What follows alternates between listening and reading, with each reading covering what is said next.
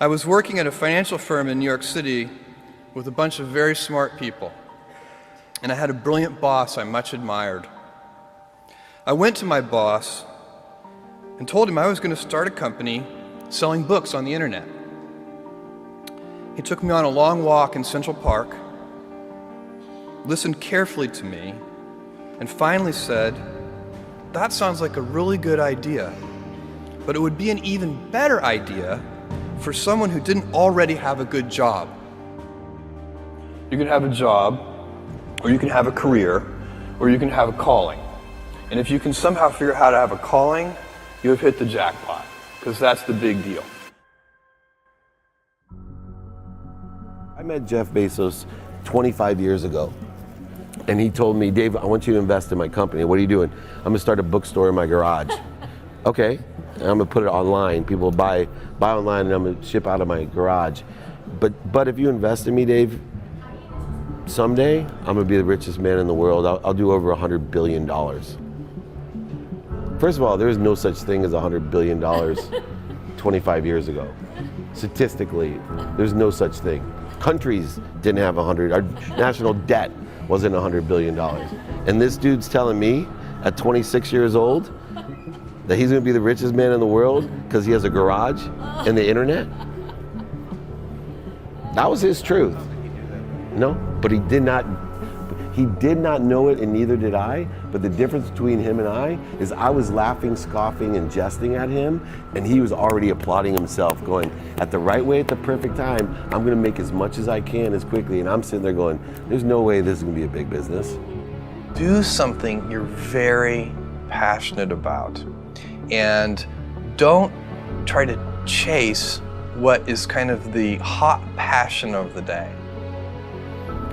Seen in that light, it really was a difficult choice, but ultimately, I decided I had to give it a shot.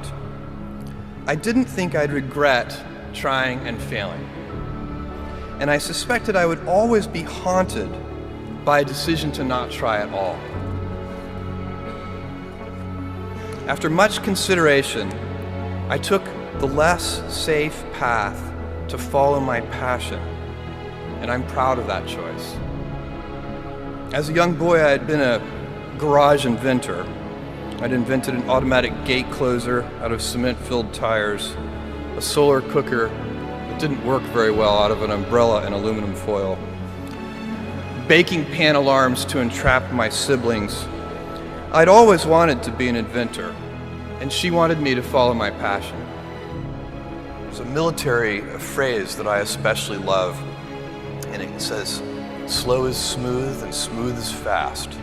And I have seen that in every endeavor I've ever been in. That's the kind of thing that really allows you to make progress. You know, you get certain gifts in life and you want to take advantage of those, but I guess my advice on adversity and success would be to be proud not of your gifts, but of your hard work and your choices. So, you may be, the kinds of gifts you get in life, you might be really good at math. It might be really easy for you.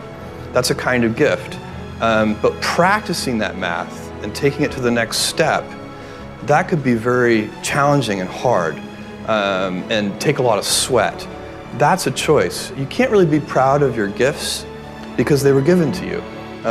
You can be grateful for them and thankful for them. But your choices, you choose to work hard. You choose to do hard things. Those are choices that you can be proud of. You can choose. We all get to choose our life stories, and it's the choices that define us, not our gifts. Everybody in this room has many gifts. I have many gifts. You can never be proud of your gifts because they're gifts. They were given to you. You might be tall, or you might be really good at math, or you might be extremely beautiful or handsome, or there are many gifts, and you can only be proud really of your choices because those are the things that you are acting on. And one of the most important choices that each of us has, and you know this just as well as I do, is you can choose a life of ease and comfort, or you can choose a life of service and adventure. And when you're 80, which one of those things do you think you're going to be more proud of? You're going to be more proud of having chosen a life of service and adventure. There's never been a better time to be alive. I mean, it's just incredible the amount of inspiration that the world generates for me, and I think for a lot of people. It's insane, the amount of change and invention and opportunity. Your life, the life you author from scratch on your own, begins. How will you use your gifts? What choices will you make? Will inertia be your guide, or will you follow your passions? Will you follow dogma, or will you be original? Will you choose a life of ease, or a life of service and adventure? Will you wilt under criticism, or will you follow your convictions? Will you bluff it out when you're wrong, or will you apologize? Will you guard your heart against rejection, or will you act when you fall in love? Will you play it safe, or will you be a little bit swashbuckling? When it's tough, will you give up, or will you be relentless? Will you be a cynic, or will you be a builder? Will you be clever at the expense of others, or will you be kind? Every time you figure out some way of providing tools and services that empower other people to deploy their creativity, you're really onto something. You know, you're very lucky if you have a career. A lot of people end up with a job. If you don't love your work, you're never going to be great at it. Jules Verne, Mark Twain, Galileo, Newton, all the curious from the ages would have wanted to be alive, most of all, right now. As a civilization, we will have so many gifts, just as you as individuals have so many individual gifts as you sit before me. How will you use these gifts? And will you take pride in your gifts or pride in your choices?